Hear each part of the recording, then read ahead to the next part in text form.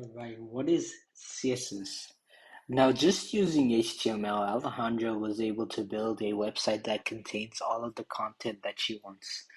But it doesn't look very impressive. Alejandra knows that a basic black and white website won't give her business the credibility she needs to find new customers. That's where CSS comes in. Now, CSS is the language that provides style to the contents of an HTML page. This includes colors, fonts, positioning, layout, and more. Why do we need a separate language for content and presentation? This is an example of the computer science principle, separation of concerns.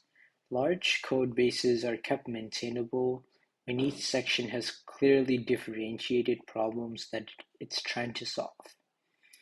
Since the styling rules are described separately from the content itself, if Alejandra adds more paragraphs, images, or other forms of content, she can expect them to be styled the same way as her existing content.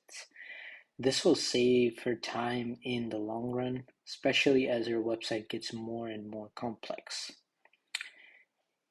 If you've reviewed the diagram to compare the uses of HTML and CSS, continue to the next exercise. So, what does CSS stand for? CSS stands for cascading style sheets. And what that means is like you have an HTML. Okay, let's take a random house, for example. Okay, you have a house and you built the frame of the house, but of course, no one wants to live in like a house that just has bricks and wires running around, So we make it pretty. We add the color to the windows, add the color to the roof, paint the walls, paint the garage, make it pretty, right? And at the end of it all, you have a beautiful looking house.